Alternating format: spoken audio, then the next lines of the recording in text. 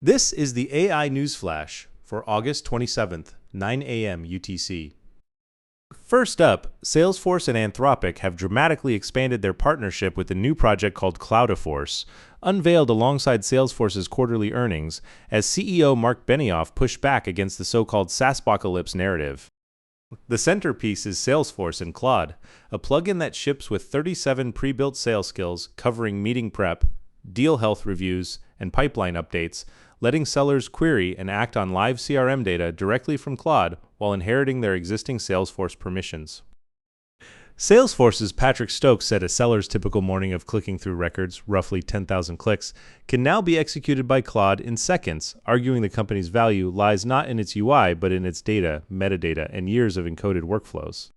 The select pilot customers have access now, and open beta arrives in September, and skills for service, marketing, and commerce follow in the third quarter. Agentforce will handle autonomous customer-facing work while Claude covers internal knowledge work, a test case for the industry shift from per-seat licensing toward consumption pricing. Second, Anthropic has signed a roughly $45 billion six-year cloud compute deal with Britain's Nscale, first reported by Bloomberg and confirmed by TechCrunch and other outlets. Under the agreement, Nscale will supply about 460 megawatts of capacity from its flagship data center project in West Virginia, running NVIDIA's latest Vera Rubin chip systems, with service expected to begin powering Anthropic's products in late 2027. Nscale was founded only in 2024 but already holds major contracts with Microsoft and is reportedly heading toward a US IPO as soon as September. So this deal substantially fattens its backlog ahead of a listing. Over the past 8 months, Anthropic has locked in a $10 billion deal with Volta using a Norwegian data center, a $5 billion agreement with AMD, and a 5-gigawatt expansion with Amazon, underscoring how frontier labs are racing to secure compute years in advance. Third, Germany's digital minister Carsten Wildberger says the country is running short of AI compute capacity, Bloomberg reports. Industry data puts Germany's AI data center capacity at roughly 530 megawatts at the end of last year, a fraction of the more than 8 gigawatts in the United States, and a significant share of it is operated by foreign providers.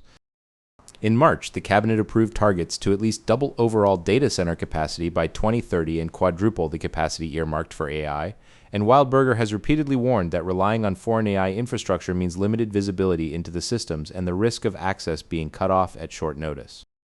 With Europe's largest economy framing compute self-sufficiency as a national priority, the comments are likely to add momentum to the continent's sovereign AI infrastructure push.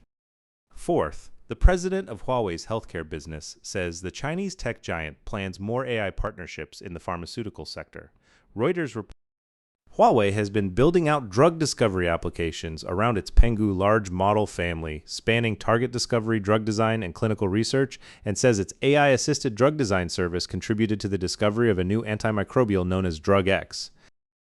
Just last week, on August 21st, Huawei Cloud teamed up with checkup giant iCANN Group to launch a health management AI agent built on data from roughly 80 million health examinations, adding to its AI data platform that powers West China Hospital's Ruobin 2 medical agent. Huawei is positioning healthcare and pharma as its next growth frontier beyond telecom gear and cloud, as the US-China race in AI drug discovery increasingly becomes a contest over pharma partnerships. Fifth, Japan's Renesas Electronics has officially opened a physical AI and robotics lab in Beijing. The facility lets customers demonstrate, validate, and co-develop next-generation robotic systems, covering brain and motion control, actuation, and power management, and supporting projects all the way from proof of concept to deployment. Renesas currently addresses about 30% of the humanoid robot bill of materials and aims to expand that to 70% through integrated solutions. The lab follows the creation of the company's physical AI division on July 1st, and executives say it will accelerate the engineering implementation of physical AI systems, a bet on deepening R&D presence in China, the world's dominant humanoid robotics market. That's all for this AI News Flash.